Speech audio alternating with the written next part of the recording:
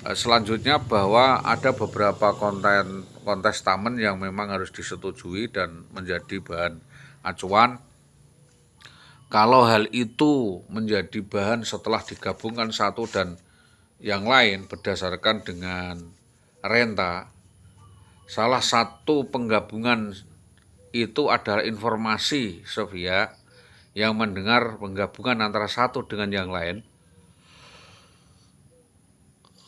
sehingga para pihak itu terganggu fungsinya. Nah, dalam hal ini dijawab bahwa di lingkungan terlebih dahulu ada fokus secara sinergis yang menciptakan peluang di dalam ancaman, yaitu peraturan perundang-undangan, kode etis, dan situasi lainnya. Apa yang bisa ditempuh kami yaitu poin-poinnya, yaitu melakukan arbitrase. Arbitrase atau perwasitan itu lebih jelasnya dapat dilihat pada Undang-Undang Nomor 1/1950 mengatur tata cara tingkat banding pada putusan wasit, yaitu pertama adalah punctum de compromitendo, yaitu klausa arbitrase dalam suatu perjanjian traktat tertulis yang dibuat para pihak sebelum final dalam timbul sengketa. Yang kedua adalah kompromis. Kompromis yaitu perjanjian arbitrase yang dibuat para pihak setelah timbul sengketa. Jadi dua hal itu yang menjadi perhatian, dan akibatnya dari seluruh itu yang berwujud dengan gelap-gelapan itu akan menjadi jelas. Jadi apa yang digelapkan itu akan menjadi jelas sebab adanya penyalahgunaan administratif, adanya portofolio yang berbeda dengan fakta. Bahwa selanjutnya dari poin yang akan kita kejar adalah perkaranya atau persoalannya, bukan orangnya. Jadi jangan salah paham. Perkaranya atau alasan tunjangan seorang suami yang masih sah dengan jumlah sesuai nomenklatur mengacu kepada PP 1083, PP 4590 tentang izin perceraian PNS. Dalam nomenklatur kita sudah keberatan, dalam nomenklatur di sana ada alasan. Dan untuk ditujukan kepada pembina kepegawaian dalam hari ini. Sehubungan dengan penerapan hukuman disiplin PNS tersebut, PNS wanita yang tidak diizinkan untuk menjadi istri kedua, ketiga, keempat, apalagi simpanan. Ini aroma tidak sedap. Sehubungan dengan hal tersebut, dengan dicabutkan PP 3080, PNS wanita yang menjadi istri kedua, ketiga dapat dijatuhi hukuman pemberhentian tidak dengan hormat dari PNS. Saya singgung lagi bahwa tidak punya kemampuan apa-apa dalam hal itu, maka hal yang saya bisa hanya menulis, menyampaikan keluh kesah saya sampai akhir perkara ini. Jelas ini adalah sebuah konspirasi sistematis, intervensi pejabat dan birokrat, bukan orang biasa atau keluarga orang lain. Fase selanjutnya visi misi kami yaitu minta keadilan dan mohon agar peristiwa ini untuk dapat senantiasa diungkap. Ya, seingat sekira 2011 yang sering datang ke rumah saya adalah seorang atas nama Sukandar Adminingsih yang kita minta informasi selengkapnya kepada IW. Sejak itu saya diteror terus. 2016 saya digugat cerai dan IWW tak ada lagi hubungan ya. Setelah itu terjadi clash, perampasan, penculikan yang dilakukan di gerombolan di Mojolawaran Gabus.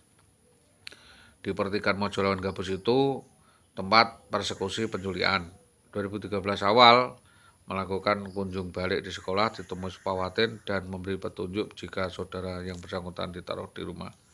Jauh hari sebelum ada penculikan, saya dikasih tahu dalam rapat BPD nanti ada anggota BPD yang dicokok polisi.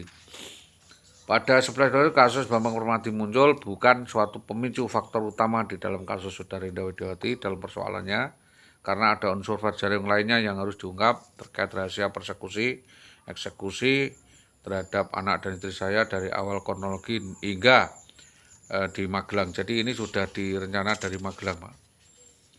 Ya, namun ternyata mengajak keluar itu adalah awal puncak dari merancang minggu. Saya pikir mungkin peluangnya transit di beberapa tempat, di rumah Pita Gunung Panti, di rumah Sri Mulyani Gudo, dan selama beberapa minggu kita kehilangan lacak, bahkan kami temui di sekolah. tidak bisa.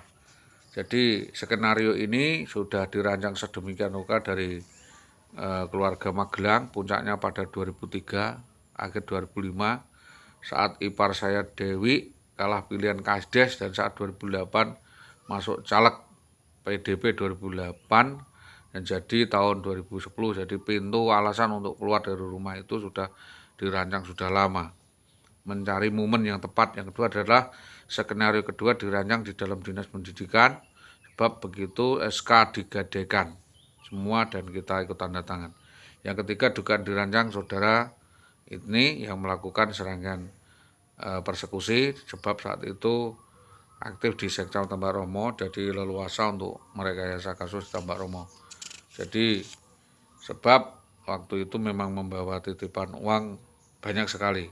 Yang kelima adalah adanya keterlibatan mafia penempatan PSS. Saat itu diambil alih order 2 orang, yaitu AST dan CS, dan IWW menjadi pertahanan agar supaya keluar dari masalah ini. Sekarang adalah fokus pada pencairan siapa otak dalang pelaku dana dan sumber kasus ini, dan anak dan istri saya tersebut petunjuk minta keterangan dari Sukandar. Sukandar itu nanti sampai ke Hardi, dan Jasmani ini membenarkan bahwa saudari WW ini berhubungan layaknya suami istri dengan Sukandar, dan malam-malam justru Sukandar yang datang ke rumah saya sekira sebulan sebelum kejadian peristiwa tersebut. Saya kira dari mulai RT, RW, perangkat desa, Kades, semua tahu sepak terjang apa yang dilakukan WW dan sampai hilangnya sekarang, karena semuanya dirahasiakan dari saya. Maka yang saya minta kepolisian turut juga mencatat, mengungkap juga dugaan keterlibatan teman-teman sejawat, yaitu adanya Purwanto JR yang mati-matian menolak dan menutup-nutupi masalah ini, dan ada kaitan apa. Yang paling tersinggung lagi, saya diintimidasi, dijenggung-jenggung kepala saya oleh BB, dipekuk, diseret, dibawa masuk ke ruang. Saya diinterogasi dan diinspeksi. Itu yang dapat kami sampaikan. Sebagian saja mungkin nanti dapat menjadi keterangan untuk selanjutnya. Demikian apa yang dapat kami sampaikan. Atas kerjasama yang baik kami sampaikan terima kasih.